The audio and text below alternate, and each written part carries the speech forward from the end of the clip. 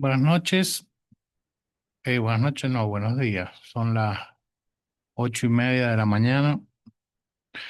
Eh, Tenemos que grabar el grafo del deseo de Alfredo Einstein.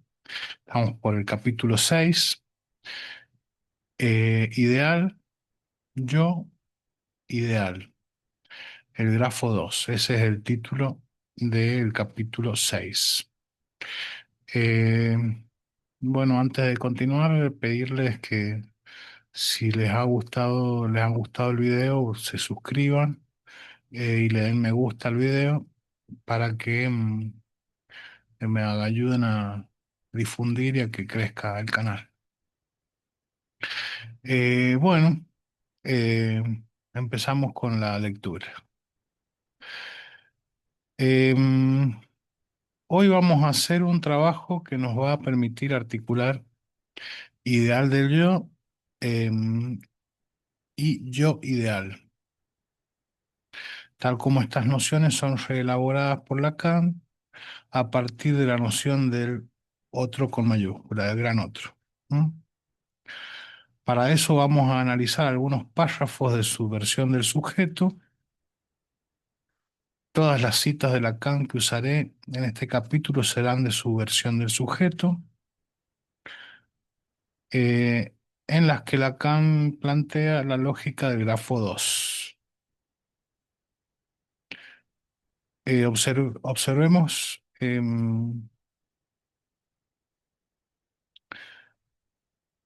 primera cita de su versión del sujeto. Observemos entre paréntesis que ese otro con mayúscula, distinguido como lugar de la palabra, no se impone menos como testigo de la verdad. Sigue Eiderstein. El gran otro entonces no es exclusivamente lugar de la palabra, es también testigo de la verdad. A esta altura de nuestro recorrido convendría que vayamos aplicando a los significantes del psicoanálisis la noción de significante que hemos desarrollado. Y si bien ellos exigen una estructura conceptual, es decir, un sistema preciso de articulaciones, que es lo que se nos permite elaborar en la transmisión, no debemos perder de vista que en la medida misma en que esos conceptos están sostenidos por significantes, por estructura implican la ambigüedad. Digo esto porque otra nueva manera de plantear el gran otro proviene justamente del cambio de contexto que hace Lacan de esa noción. Estamos tratando al gran otro como significante, significante que es, y por lo tanto cobrará su significación a partir de los otros significantes de los que se diferencie en cada caso. Y esos otros significantes en la diacronía y en la sincronía son el contexto de la noción en juego. El gran otro será el lugar de la palabra, o testigo de la verdad, u otra cosa, en función del contexto que se escoja para definir su significado. Cuando uno lee a Lacan, tiene la sensación de que va cambiando casi todo el tiempo el significado de los términos que usa, y entonces uno no alcanza a terminar de cerrar, de entender lo que está planteando. Es que Lacan le asigna a sus nociones estatuto de significantes y las usa como tales.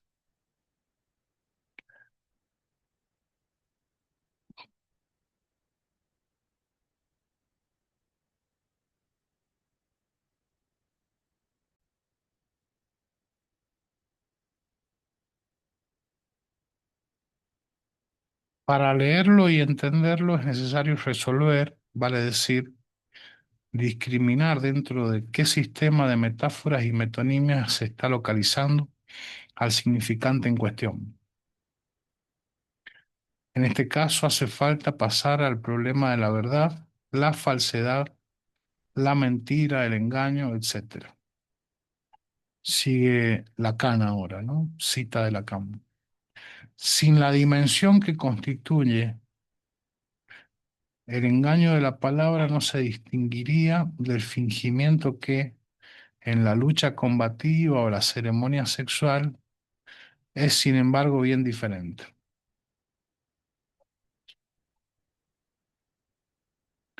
Ya aquí se está produciendo una oposición de registros que nos es absolutamente necesaria para poder oponer yo ideal, ideal del yo. Me refiero a la oposición verdad-fingimiento.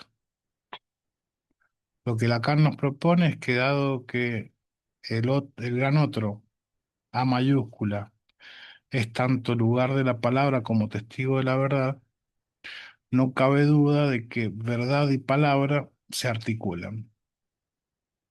Y si verdad y palabra se articulan, hay que distinguir muy bien esta articulación de la función del engaño.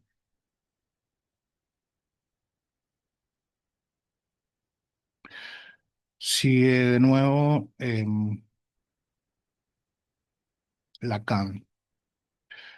Desplegándose en la captura imaginaria, el fingimiento se integra en el juego de acercamiento y de ruptura que constituye la danza originaria, en que estas dos situaciones vitales encuentran su escanción y los participantes que ordenan según ella lo que nos atreveremos a llamar la densidad, a llamar su densidad.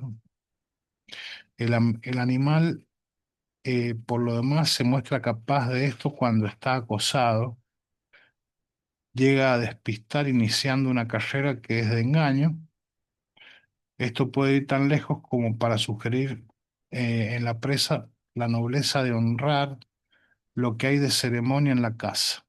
Pero un animal no finge fingir, no produce huellas cuyo engaño consistiría en hacerse pasar por falsas siendo las verdaderas.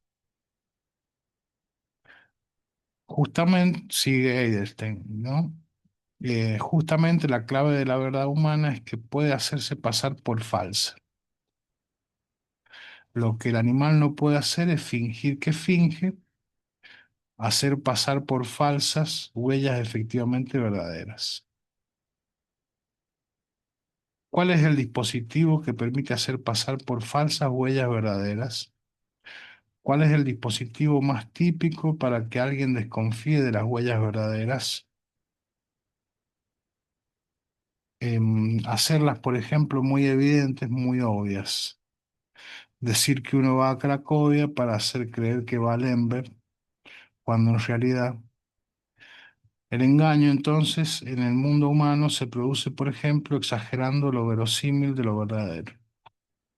Mm. Lacan, es decir, las que darían la buena pista, como tampoco borra sus huellas, lo cual sería ya para él hacerse sujeto del significante. El animal, dice Lacan, finge cuando está acosado, le hace cuando hay un otro que es su predador. Lo que no podría hacer jamás es fingir, fingir, lo que supone el cálculo de un sujeto respecto de otro sujeto capaz de calcular.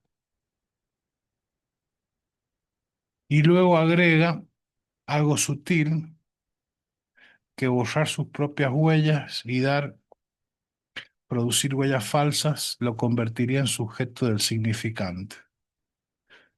Es Robinson Crusoe que borra las huellas de Viernes.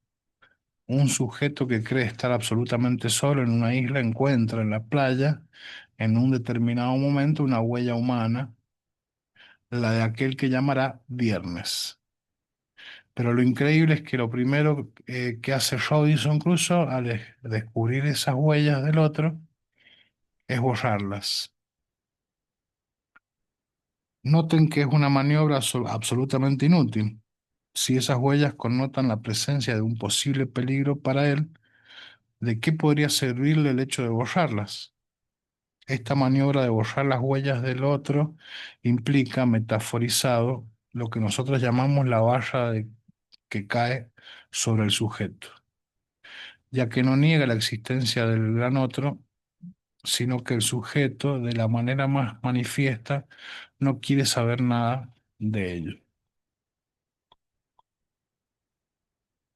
Sigue Lacan. Todo esto no ha sido articulado, sino de manera confusa por filósofos, sin embargo, profesionales. Pero es claro que la palabra no comienza, sino con el paso del fingimiento al orden del significante.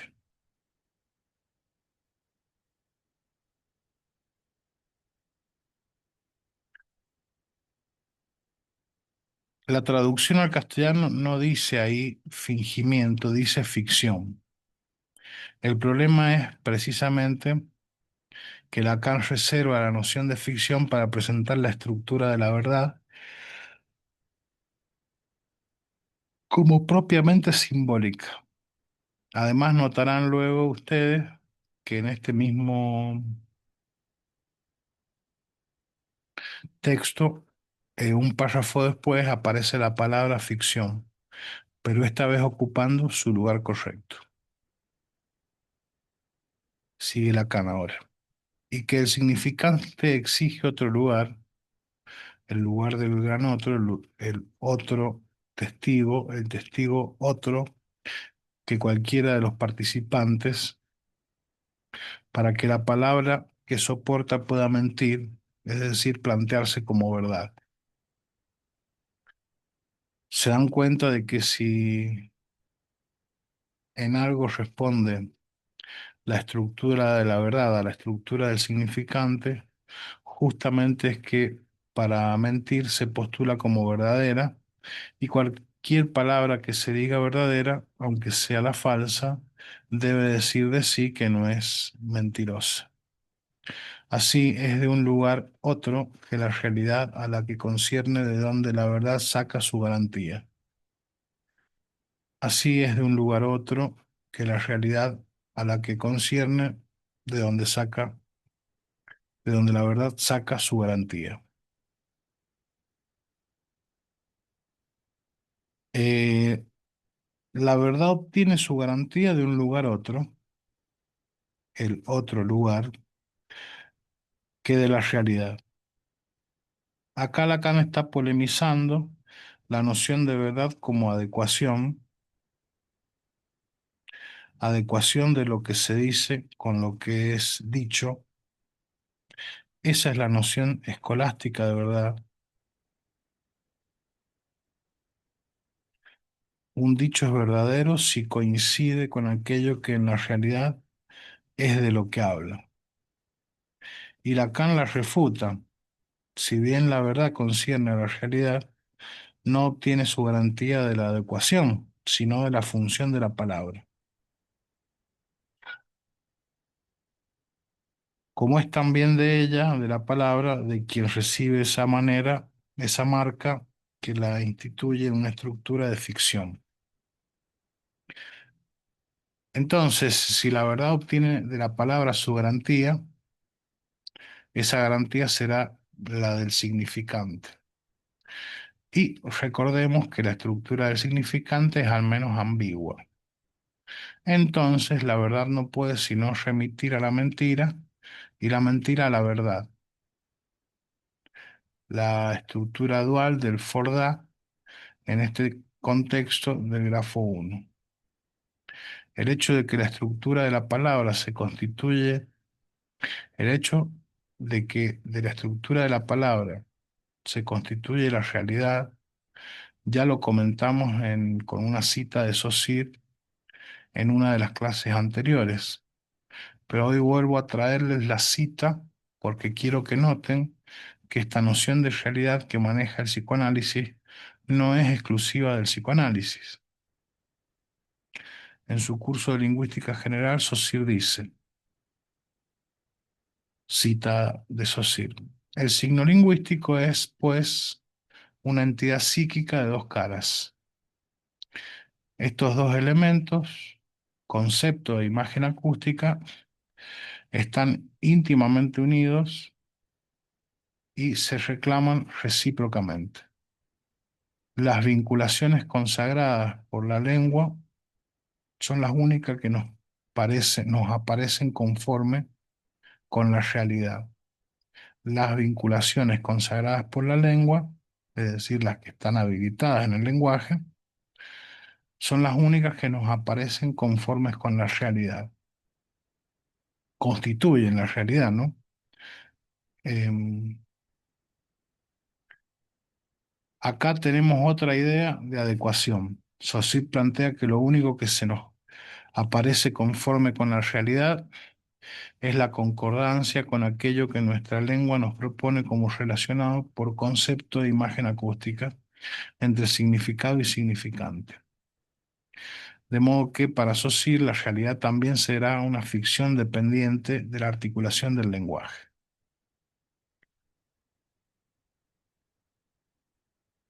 Claro, nada más que para Saussure no, eh, la estructura significante no corta como en Lacan, sino que se constituye en un signo a la vez invariable y a la vez variable, em, en donde significado y significante están consagrados por la lengua, esa unión, y a partir de esa unión de la imagen acústica y del concepto, es que se crea la realidad, digamos. No sé si aquí dice aparecen conformes con la realidad. No, no, digamos como que el creacionista es Lacan y no Saussure, ¿no? Lacan nos advierte que si la verdad concierne a la realidad, lo hace en tanto introduce en ella su estructura de ficción.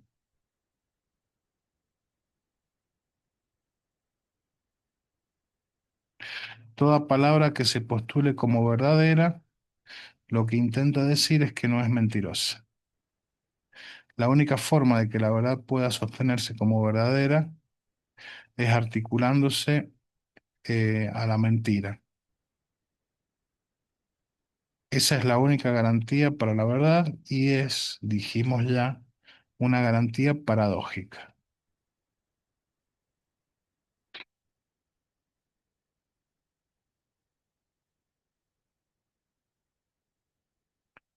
Em, a ver, voy a buscar el grafo 2.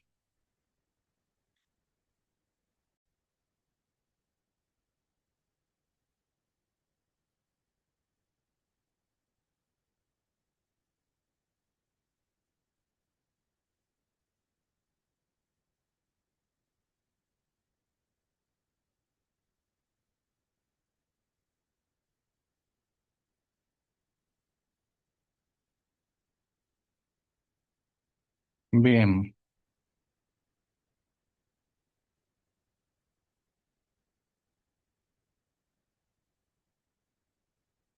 la única forma de que la verdad pueda sostenerse como verdadera es articulándose a la mentira.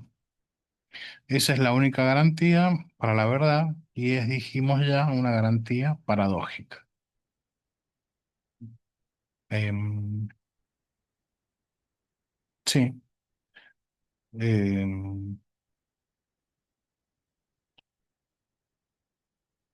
Dice, pasemos a trabajar ahora el ideal del otro en el grafo 2. I mayúscula de A, entre paréntesis A. Ideal del otro.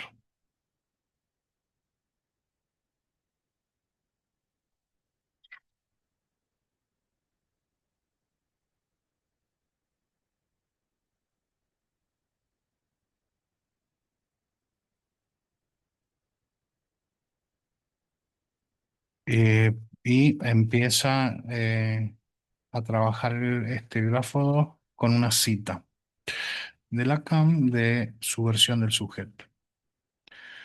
Lo dicho primero decreta, legisla, aforiza, es oráculo, confiere al otro real su oscura autoridad.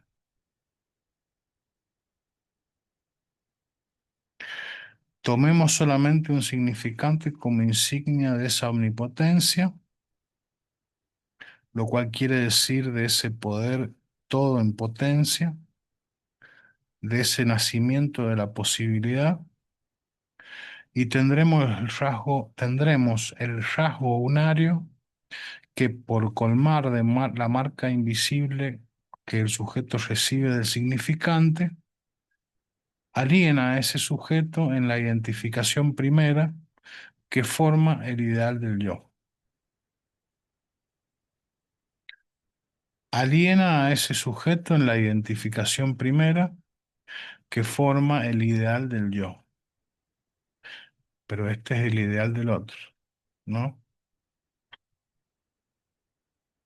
Eh, Entramos en una zona teórica en la que tenemos que movernos con mucha precisión, ya que debemos oponer la noción freudiana de ideal del yo a la lacaniana porque no son idénticas.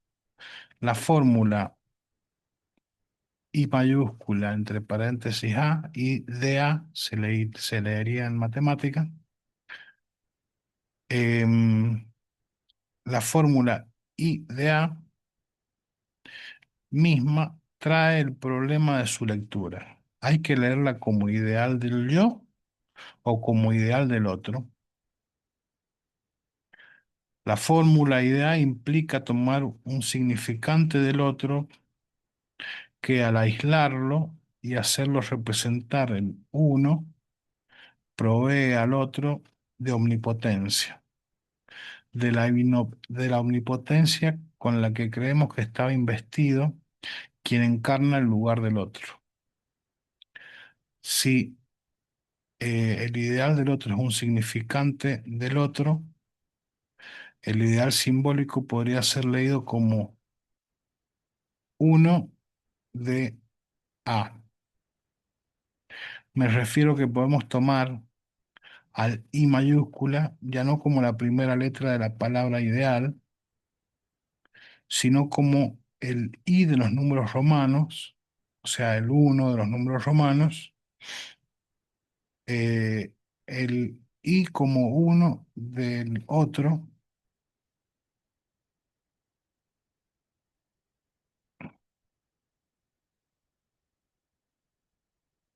Para la lógica de cualquier dicho, aunque sea el dicho primero, están siempre implicados emisor y receptor.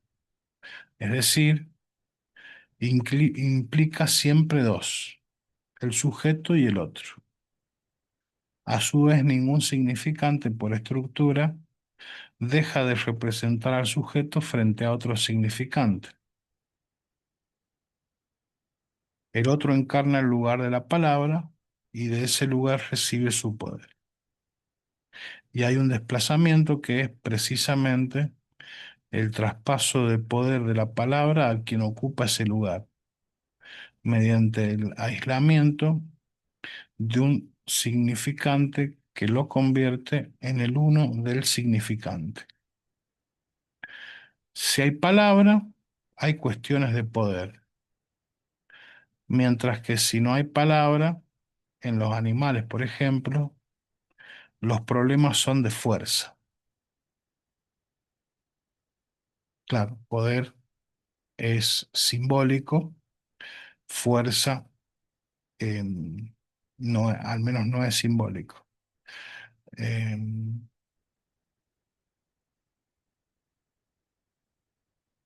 no, ya que no podemos decir real, ¿no?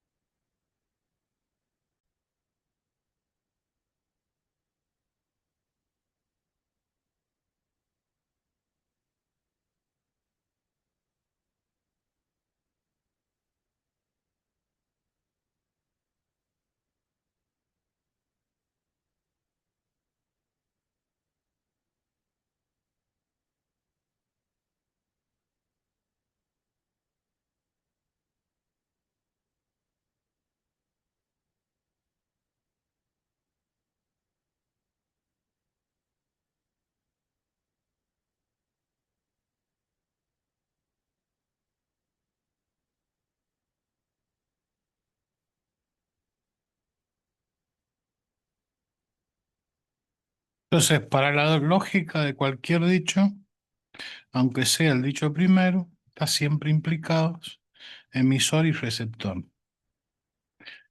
Es decir, implica siempre dos, el sujeto y el gran otro. A su vez, ningún significante por estructura deja de representar al sujeto frente a otro significante. El gran otro encarna el lugar de la palabra y de ese lugar recibe su poder. Y hay un desplazamiento que es precisamente el traspaso del poder de la palabra a quien ocupa ese lugar mediante el aislamiento de un significante que lo convierte en el uno del significante. Si hay palabra, hay cuestiones de poder. Mientras que si no hay palabra, en los animales, por ejemplo, los problemas son de fuerza. En la continuación de la enseñanza de Lacan, esta función del uno en relación con el poder será elaborada en torno a la noción de significante amo, con la que será revestido el S1. ¿Por qué dice Lacan que es oscuro ese poder? Porque es el poder que está inscripto con un solo significante y todo lo que sea de la índole de un significante aislado siempre será absolutamente oscuro, ya que no se diferencia de ningún otro, que funcionando como S2 lo aclararía.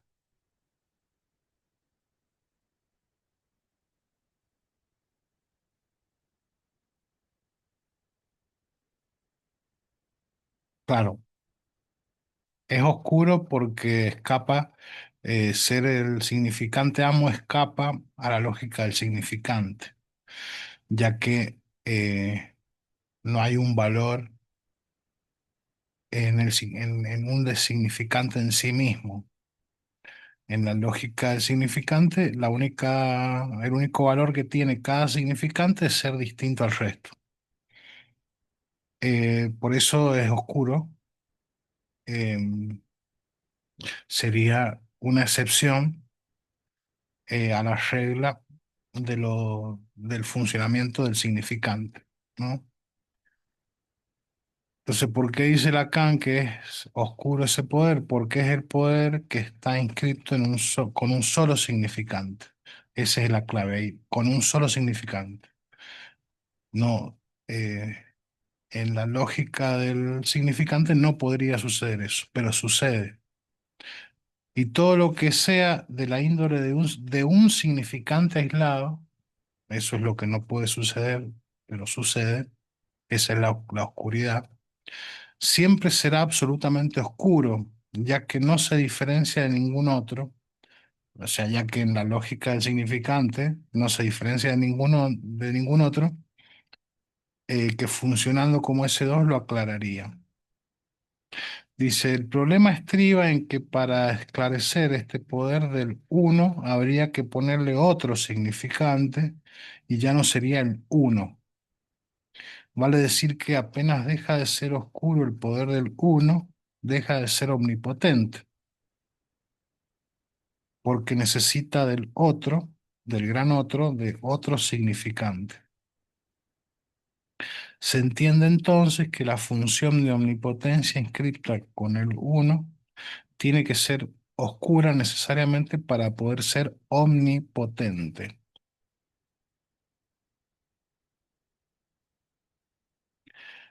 Sí, tiene que ser oscura, pero no explica em, cuál es la maniobra que se da ahí, ¿no? Para que se inaugure una lógica distinta a la que veníamos trabajando con el significante. Esta regla primera que dice que todo significante tiene el único valor de ser distinto del otro.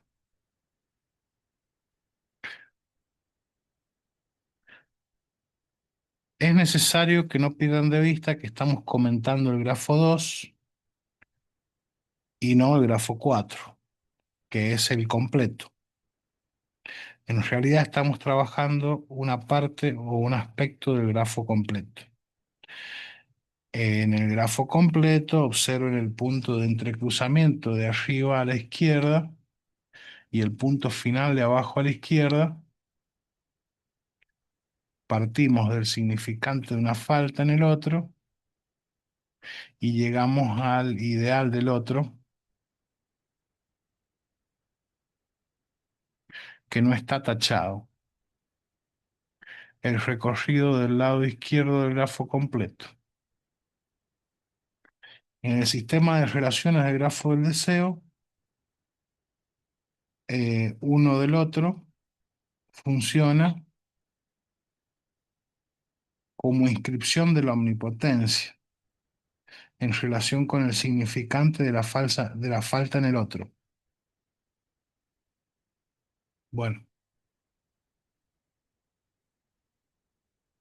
que me ha puesto el grafo completo aquí y yo estoy aquí compartiendo el grafo 2.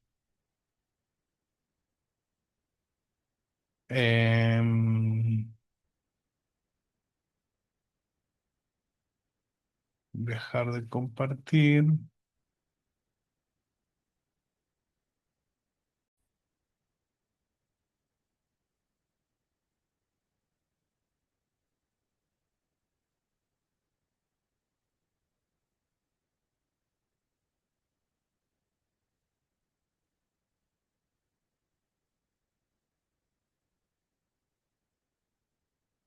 Entonces vamos de vuelta. En el grafo completo, este es el grafo completo.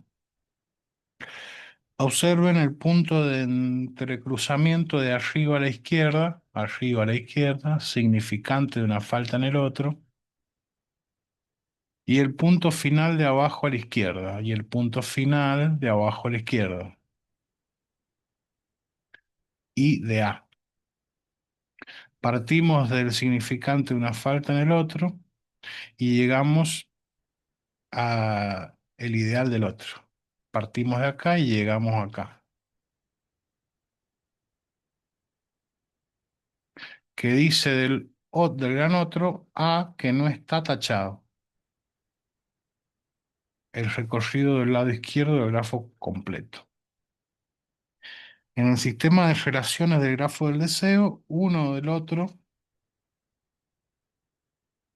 funciona como inscripción de la omnipotencia en relación con el significante de la falta en el otro. Significante de una falta en el otro. Ahora bien, si I es un significante que Lacan propone como que tomemos como insignia, ¿por qué el matema no es significado del otro, significante del otro? Si Lacan no hubiese sido razonable, debería haber escrito significante de una falta en el otro arriba y significante del otro pleno abajo.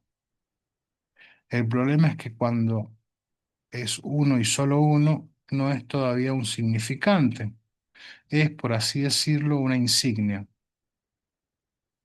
Para ser significante, significante uno, debería haber sido ese uno, pero ese uno ya está remitiendo a ese 2 y ya no permite inscribir la omnipotencia del uno. Esta es la clave terapéutica para que los sujetos puedan vivir una relación más tranquila con el ideal del yo, hacerlo ese uno de algún ese 2 o viceversa.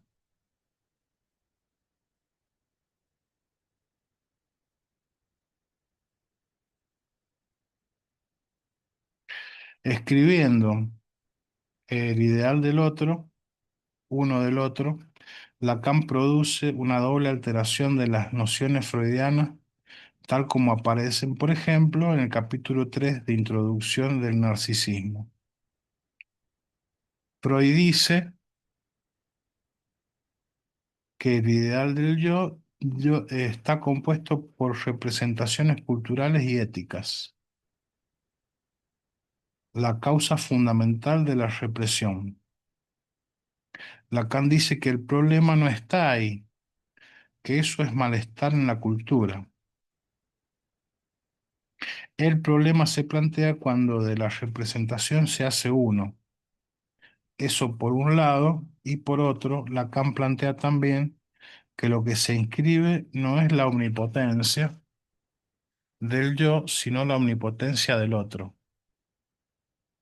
Mientras que en los post-freudianos se acentúa el narcisismo del sujeto, facilitado quizás por el nombre dado por Freud a esa función del yo. Sin embargo, en la introducción del narcisismo, donde los ideales son los herederos del narcisismo primario, se lee con total claridad que este es a su vez el destinatario del narcisismo de los padres. Freud escribió His Majesty the Baby. Sus continuadores leyeron I the Majesty. En la cita anterior corregí el verbo enajena de la traducción al castellano por aliena, que es lo que figura en francés. Es necesario hacer esta corrección dado que trabajar la noción de ideal del yo como ideal del otro nos permite introducir la noción de alienación, la que va a tener un estatuto conceptual muy fuerte en el seminario 11 en el interior del par alienación-separación. ¿Por qué tiene un estatuto conceptual tan fuerte la noción de alienación en la enseñanza de Lacan? Porque justamente el sujeto se identifica con el uno del otro y el problema es que eso da una identidad muy paradójica, da una identidad alienante, porque es del otro. Alio de alienación en latín significa otro. Noten que ya la identificación primaria, así entendida, está fundada en la lógica de la alienación. La identificación primaria dice que no a la noción de identidad consigo mismo, efecto estructural del significante. Esto lo podemos ver bastante bien ya en Freud, en el capítulo 3 de Introducción del Narcisismo. Freud indica con toda claridad que las representaciones culturales y éticas se introyectan, a diferencia del yo ideal, que se proyecta sobre los objetos.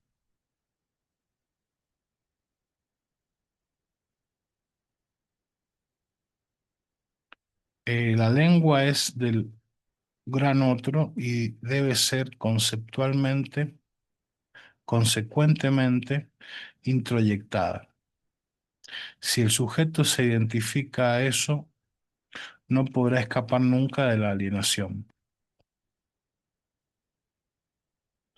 A ese momento de constitución subjetiva, Lacan lo llama momento uno y a la separación la llama momento 2. Aunque momento uno relativamente, porque Lacan nos avisa que el ideal del otro, que el ideal del otro, idea, viene a ocupar el lugar de la marca invisible dejada por el significante en el sujeto. Comparen, si no, el grafo 1 con el grafo 2 y verán la sustitución del sujeto como lugar de arribo en el grafo 1 y de partida en todos los otros esquemas. ¿Dónde se puede ver en el grafo 1 que el sujeto atravesó la lógica del significante, que es la que condena a la alienación? ¿Por qué escribimos sujeto con una barra en el grafo 1?